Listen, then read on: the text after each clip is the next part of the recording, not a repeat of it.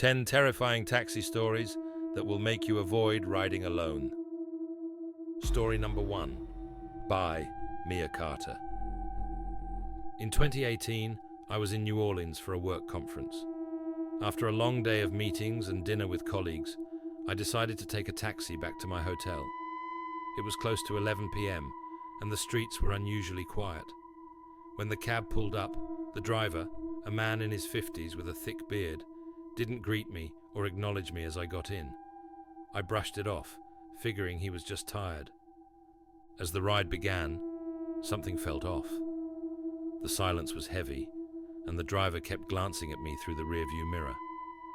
His eyes would lock with mine for a second before darting back to the road. I tried to make conversation, asking if he'd had a busy night, but he didn't respond. Unease crept in, but I told myself I was just being paranoid. To distract myself, I pulled out my phone to check the GPS route. That's when I noticed we weren't heading toward my hotel. My heart sank. "Excuse me," I said, leaning forward. "I think you're going the wrong way." The driver didn't answer. Instead, he reached over and locked all the doors. Panic started to set in. My heart raced, and my thoughts scrambled for a solution. I quickly texted my friend who was staying at a nearby hotel, sharing my location and typing, "Something's wrong. Call me now." Moments later, my phone buzzed, and I answered, putting the call on speakerphone. "Mia, are you almost back at the hotel?"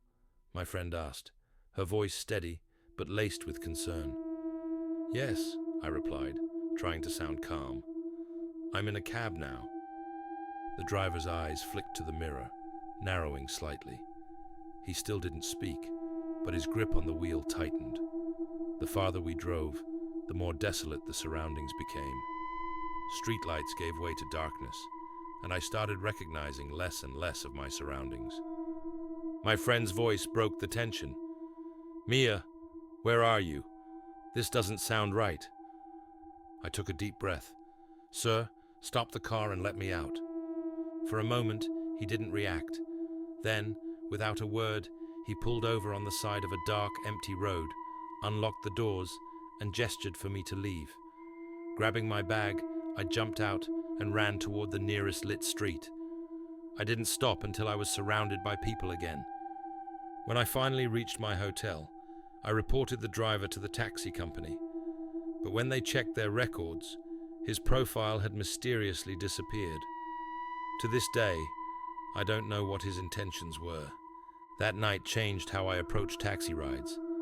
Now, I always share my location with someone, check the route on my GPS, and keep my phone in hand. Because when you're alone in a car with a stranger, you never really know what might happen. Story number 2. By Liam Foster. In 2019, I was heading home from a night out with friends in San Francisco. It was late, around 1 a.m., and the streets were quiet as I waited for my taxi. When the cab pulled up, the driver, a man in his 40s with a thick accent, greeted me warmly, and I got in, assuming it would be a quick ride back to my apartment. At first, everything seemed normal. I gave him my address, and he nodded before starting the ride. But as we drove, I noticed he missed a turn that was clearly the fastest route to my place. "Hey, I think you missed the turn back there," I said. "Shortcut," he replied curtly. That single word sent a chill down my spine. I checked my phone's GPS and realized he was taking me in the complete opposite direction of my apartment. The buildings and familiar landmarks quickly gave way to darker, emptier streets. I asked again, this time more firmly, "Where are we going? This isn't the way to my place." He didn't answer. Instead, his grip on the wheel tightened, and he glanced in the rearview mirror, his eyes cold and calculating. My unease turned to outright panic when I noticed a car following us, its headlights glaring into the back window. The driver seemed unfazed by the vehicle tailing us, which only made me more suspicious. "Stop the car," I said, my voice shaking. "I don't want to take this shortcut. Just stop." He ignored me and kept driving, the roads getting narrower and darker. I pulled out my phone and called a friend, putting the call on speakerphone. "Hey, I'm in a taxi right now," I said loudly. "It's taking longer than expected. Here's my location." The driver's eyes flicked to the mirror again, and for a moment, I thought he was going to confront me. But then, without warning, he slammed on the brakes, pulled over to the side of the road, and barked, "Get out!" I didn't hesitate. Grabbing my bag, I jumped out and ran toward the nearest lighted area, looking back only to see the second car pull up beside the taxi. The two drivers exchanged a few words before speeding off in opposite directions. I was shaken, but relieved to find a gas station a few blocks away where I could call another ride. When I reported the incident to the taxi company, they assured me they would investigate, but the driver's profile disappeared from their system shortly after. To this day, I don't know what would have happened if I hadn't spoken up and called someone. The combination of the shortcut and the trailing car felt too deliberate to be a coincidence. Now, I always check the route on my GPS and make sure someone knows where I am during any late-night ride. It's a precaution I'll never skip again. Story number 3, by Rachel Simmons. In 2021, I was traveling to Toronto for a work event. After a late client dinner, I called a taxi to take me back to my hotel. It was close to midnight, and the streets were quiet. The driver, a man in his 50s, seemed polite enough at first, greeting me and confirming my destination. I got into the back seat, relieved to finally be heading home after such a long day. As we started driving, I noticed the driver kept fiddling with something on his dashboard.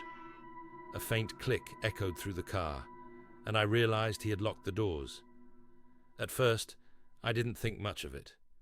Many drivers lock the doors for safety, I reasoned. But when I tried to open my window, the button didn't work. I glanced down and realized the child locks were engaged. "Why are the doors locked?" I asked, trying to keep my voice steady.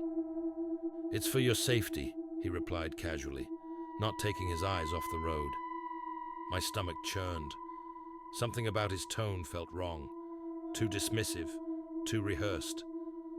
I reached for my phone to check the GPS, and my heart sank when I saw we were heading in the opposite direction of my hotel. "Excuse me," I said more firmly. "This isn't the right way. Please turn around." He didn't respond. My voice grew louder. "Sir, turn around. I want to go back now." The driver's calm demeanor cracked slightly, and he glanced at me through the rearview mirror with a faint smirk. "Relax," he said. "We'll get there." I didn't wait to find out what he meant. I quickly texted my location to a friend and called her, putting the call on speakerphone. "Hey," I said loudly, forcing a casual tone. "I'm in the cab now, heading to the hotel. I just wanted to let you know I'm on my way." The driver's expression changed. He glanced at the phone and then back at me, his smirk fading. Without a word, he suddenly pulled over on a deserted street, unlocked the doors, and said, "You can get out here."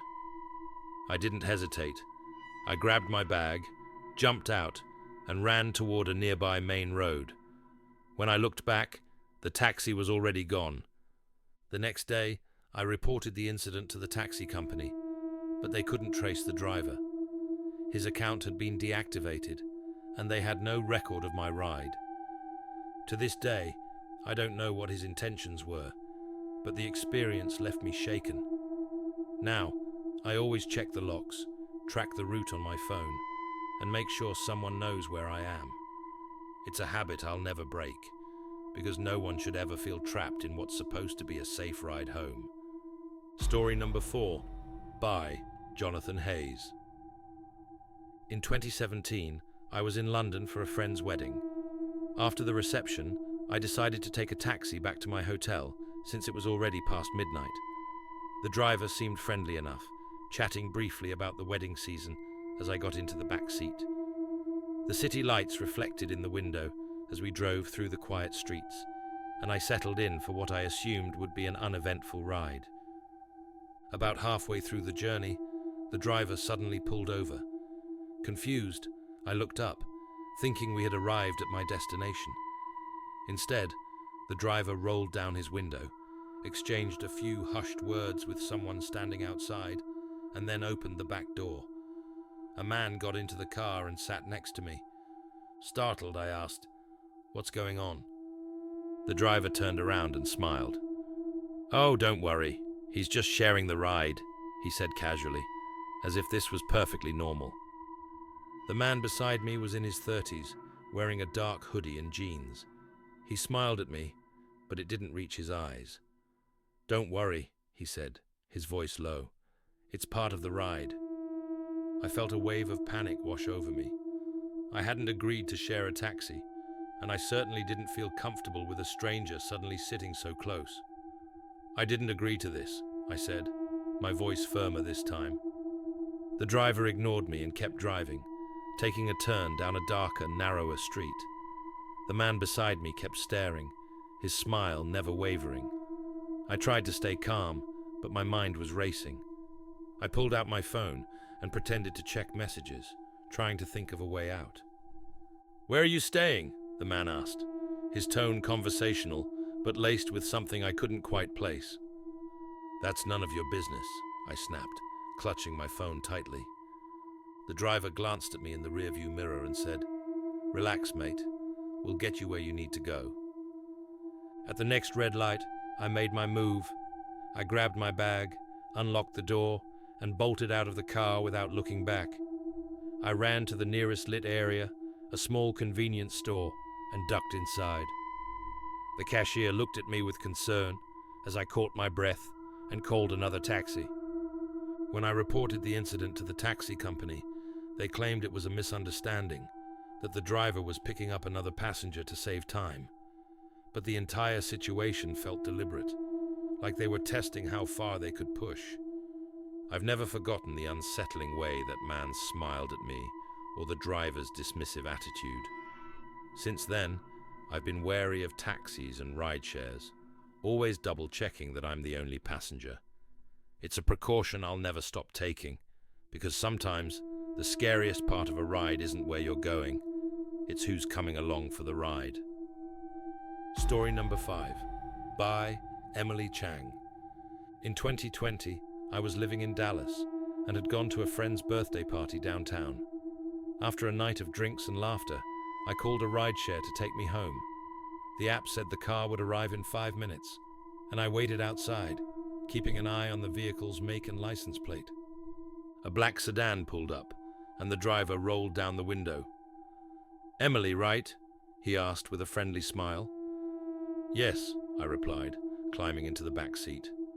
The car matched the make and model in the app, so I didn't think twice. I sat back, ready for the 20-minute ride home, but a few minutes into the trip, I noticed something strange. The driver was asking personal questions. "Do you live alone?" he asked casually, glancing at me in the rearview mirror. I hesitated, caught off guard. "No, I live with a roommate," I lied, trying to keep my voice neutral. He nodded, as if satisfied with my answer, and then asked, "Are they waiting for you tonight?" My stomach dropped. The question felt invasive, his tone too curious. I instinctively checked the app to confirm the route, and realized with a sinking feeling that the license plate didn't match the one listed. "Wait," I said, my voice shaking. "You're not the driver from the app." The man's smile faded. "It's just a mistake," he said flatly, locking the doors. "Relax. I'll get you where you need to go." My heart pounded as I quickly texted my friend, "Not safe. Call me now." Almost immediately, my phone buzzed, and I put the call on speaker. "Emily, where are you?" my friend asked loudly, her voice filled with concern. "I'm on my way home," I said, trying to keep my tone calm but firm. "The driver just made a wrong turn." The man glanced at me through the mirror, his jaw tightening. For a moment, I thought he might try to argue, but instead, he abruptly pulled over on the side of a dark, empty road. "Get out," he said, unlocking the doors. I didn't need to be told twice. Grabbing my bag, I jumped out and ran toward the nearest lit intersection. I flagged down another car, a good Samaritan who stayed with me until I could call another ride. When I reported the incident to the rideshare company, they were apologetic, but said there was little they could do without more information. The real driver eventually messaged me, confused about why I hadn't shown up at the pickup location. The entire experience left me shaken. I realized how easy it was to let my guard down, even when using a trusted service. Now, I double-check every detail, the license plate, the driver's name, and even their photo, before getting into any car, because the wrong ride can lead to a nightmare you'll never forget. Story number 6, by Ana Lopez. In 2018, I was in Chicago for a work trip. After a late-night meeting, I decided to call a taxi to take me back to my hotel. The driver, a middle-aged man with salt and pepper hair, greeted me with a polite nod as I got into the back seat. At first, everything seemed normal. He confirmed my destination and began driving through the dimly lit city streets. As we made our way through the quieter parts of town, I noticed something odd. He was muttering to himself. It started as barely audible whispers, just soft enough that I couldn't make out the words. I assumed he might just be talking to himself, something people do out of habit, so I didn't think much of it. But as the ride went on, the whispers grew louder and more distinct. At first, I caught fragments of words like perfect and tonight. I shifted uncomfortably in my seat, glancing at him in the rearview mirror. His eyes were focused on the road, but his lips kept moving, as if he were having a one-sided conversation with someone I couldn't see. "Excuse me," I said, trying to break the tension. "What did you say?" He didn't respond, his muttering continuing as though I hadn't spoken. My pulse quickened. I checked the GPS on my phone to make sure we were on the correct route, and thankfully, we were. But something about his behavior kept gnawing at me. The whispers became clearer. He was repeating the same phrase over and over. "She's perfect. She's perfect." I froze. My palms started to sweat as I clutched my phone tightly. "Sir, is there a problem?" I asked, my voice trembling. This time, he stopped whispering and turned to glance at me in the mirror. A faint, unsettling smile crept across his face. "Oh, no problem," he said softly. "We'll be there soon." I felt trapped. My instincts screamed at me to get out, but I was in an unfamiliar area, surrounded by dark, empty streets. I quickly texted my location to a friend and typed, "Call me now." Moments later, my phone buzzed. "Anna, where are you?" My friend's voice echoed through the car on speakerphone. I tried to keep my voice calm. "I'm in a taxi. I'll be at the hotel soon," I said, hoping the driver would realize someone was tracking me. His expression darkened. Without another word, he turned sharply into a side street, pulled over, and stopped the car. He unlocked the doors and gestured for me to get out. "This is where you get off," he said coldly. Grabbing my bag, I didn't hesitate. I jumped out and ran as fast as I could to the nearest lit area. I found a 24-hour diner and called another taxi to take me the rest of the way. The second driver was kind and understanding, reassuring me that I was safe now. I reported the incident to the taxi company the next day, but they claimed they couldn't identify the driver. His account seemed to have disappeared from their system.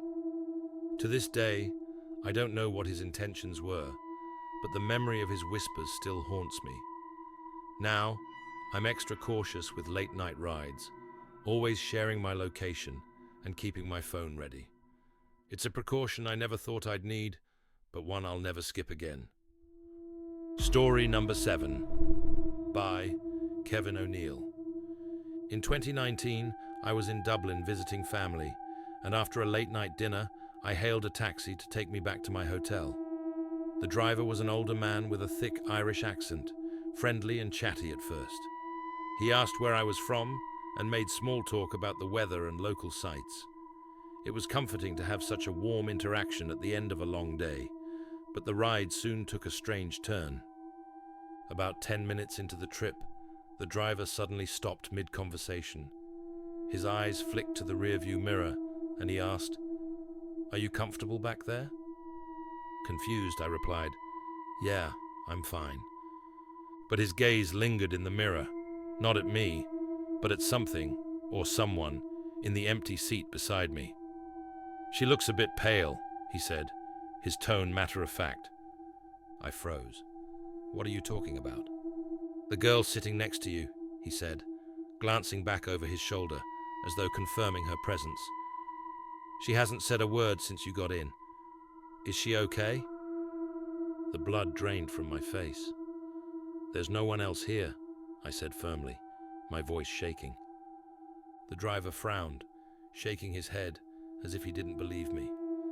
"She's right there. Can't you see her? Long dark hair, wearing a blue dress." I turned to look at the empty seat, my heart pounding in my chest. Of course, there was no one there, but his conviction was unnerving. "Please, just keep driving," I muttered, not wanting to escalate the situation.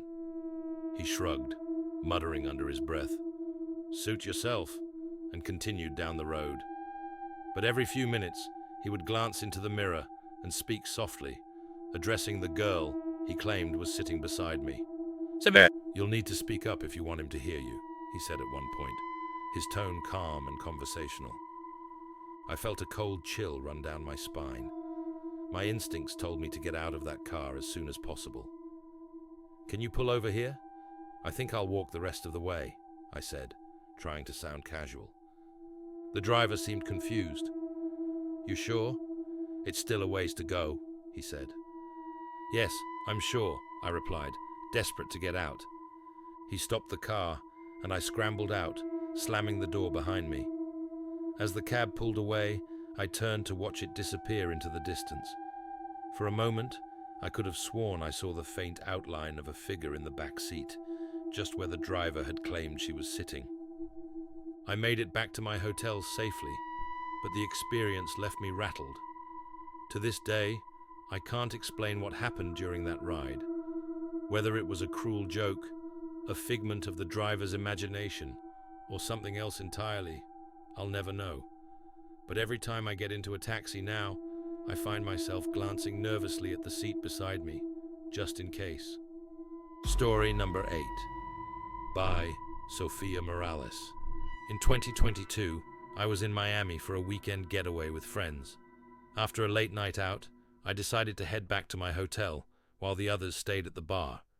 I called a taxi since my phone was running low on battery, and I didn't want to risk being stranded without a ride. The cab arrived quickly, and the driver, a man in his late 40s, confirmed my destination before we set off. At first, the ride was uneventful. The driver was quiet, which I didn't mind, and I was relieved to finally be heading back. About 10 minutes in, I noticed we were on a quieter stretch of road, surrounded by warehouses and industrial buildings. I thought it was strange, but assumed it might be a shortcut. I decided not to question it, since my phone was nearly dead, and I didn't have the energy to argue. Suddenly, without saying a word, the driver pulled over and stopped the car. Confused, I asked, "Is something wrong?" He didn't respond. Instead, he got out of the car, leaving the engine running. I watched him walk a few paces away, his figure disappearing into the shadows. For a moment, I thought he might be checking something on the car, but as the minutes ticked by, he didn't return. The silence was suffocating. I leaned forward, trying to see where he'd gone, but the street was empty. Panic began to set in as I realized how isolated I was. My phone was on 1% battery, and I had no idea how far I was from my hotel. I tried calling out, "Hello? Are you coming back?" But the only response was the hum of the idling engine. After a few more minutes of waiting, I knew I couldn't stay in the car. What if this was some kind of setup? Grabbing my bag, I stepped out of the cab, looking around nervously. The area was eerily quiet, and the air felt heavy, as though I were being watched. I decided to walk toward the nearest intersection, hoping to find a main road or someone who could help. As I reached the corner, I turned back to look at the cab, and it was gone. The car had vanished without a sound. My heart pounded as I realized I hadn't heard the engine or seen the headlights retreating. It was as if the car had simply disappeared into thin air. I kept walking until I found a gas station with a kind clerk who let me charge my phone and call another ride. The second driver, a friendly older woman, reassured me as she drove me safely to my hotel. I reported the incident to the taxi company the next day, but they claimed there was no record of my ride. To this day, I have no idea what happened to that driver or why he abandoned the car. The memory of that empty, dark street and the eerie feeling of being watched still haunts me. Now, I always double-check my driver's details and make sure my phone is fully charged before getting into any ride, because in that moment, I learned how quickly a routine trip can turn into a terrifying mystery. Story number 9, by Ben Thompson. In 2016, I was living in Los Angeles and had spent the evening catching up with some friends at a bar downtown. After a few drinks, I decided to call it a night and ordered a taxi to take me back to my apartment. The driver was a man in his early 40s, friendly enough, and the ride started out like any other.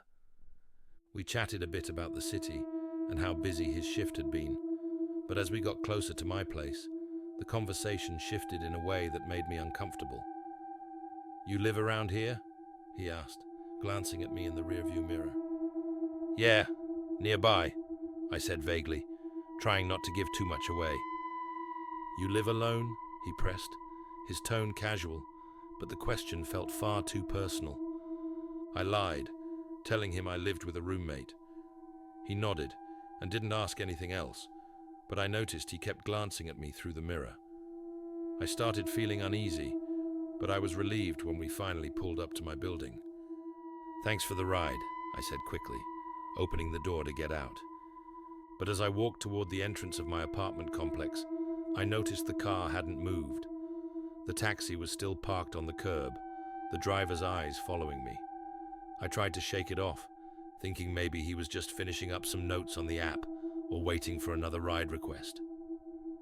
10 minutes later, I was in my apartment when curiosity got the better of me.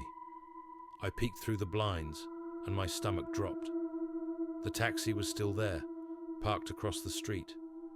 The driver wasn't looking at his phone or doing anything else. He was just sitting there, staring directly at my building. I called a friend to tell them what was happening, hoping talking it out would calm me down. "Maybe he's waiting for another fare," my friend suggested. "Across the street from my building? For 15 minutes?" I said, my voice shaking. As we talked, I kept peeking out the window. The taxi didn't move for nearly an hour.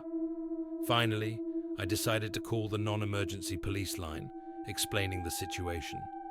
By the time an officer arrived, the car was gone. I reported the incident to the taxi company, but they said they couldn't confirm who the driver was or why he stayed parked for so long. The whole experience left me rattled. For weeks after, I couldn't help but feel like someone was watching me, especially when I came home late at night. Now, I'm hyper-vigilant when using taxis or ride-shares. I never share personal details with drivers, and I always make sure someone knows when I'm on my way home. That night taught me a valuable lesson. Just because the ride ends doesn't mean the danger is over. Story number 10, by Olivia Parker. In 2015, I was living just outside of Nashville and had spent the evening at a friend's housewarming party. It was a quiet night in the countryside, and since I didn't want to drive after a few drinks, I called a taxi to take me home. The driver, a middle-aged man with a friendly demeanor, assured me he knew the area well and even mentioned a shortcut that would get me home faster. At first, I was grateful for his local knowledge. The ride started normally enough, but as we left the main road and turned onto a dirt path, my unease began to grow. The headlights barely illuminated the narrow road, flanked by thick trees that seemed to press in from both sides. "This doesn't look familiar," I said cautiously, pulling out my phone to check the route. "Don't worry," he said, smiling in the rearview mirror. "It's a shortcut. Trust me." But when I looked at the GPS, it showed we were heading in the opposite direction of my house. "I think we're going the wrong way," I said, my voice shaking slightly. He laughed softly. "Relax. I know what I'm doing."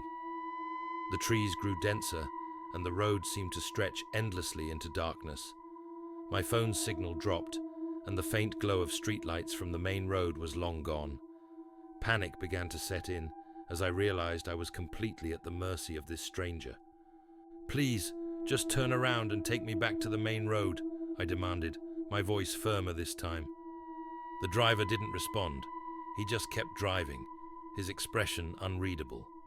The silence in the car was deafening, broken only by the crunch of gravel under the tires. My hand hovered over the door handle, but I knew jumping out in the middle of nowhere wasn't a safe option. Finally, after what felt like an eternity, he slowed the car and pulled over. "This is as far as I'll take you," he said flatly, unlocking the doors. I hesitated for a moment, then grabbed my bag and stepped out into the pitch-black night. As soon as I closed the door, he sped off, leaving me alone on the desolate road. The only sound was the distant rustling of leaves and my own pounding heart. I started walking, using the dim flashlight on my nearly dead phone to light the way. It took almost an hour to reach the main road, where I flagged down a passing car for help. The driver, a kind older woman, drove me the rest of the way home and insisted I report the incident. When I called the taxi company the next day, they claimed the ride wasn't logged in their system, and there was no way to trace the driver. That night taught me to never trust anyone blindly, even if they seem friendly. Now, I always stick to main roads and never let a driver shortcut their way through the trip, because sometimes a shortcut can lead you straight into a nightmare. And that wraps up 10 scary taxi ride stories that will make you never want to ride alone. These chilling accounts remind us to always stay vigilant, trust our instincts, and never let our guard down, even during something as routine as a ride home. Which story gave you the biggest chills? Let us know in the comments, and don't forget to like, share, and subscribe for more spine-tingling tales. Until next time, stay safe and stay aware.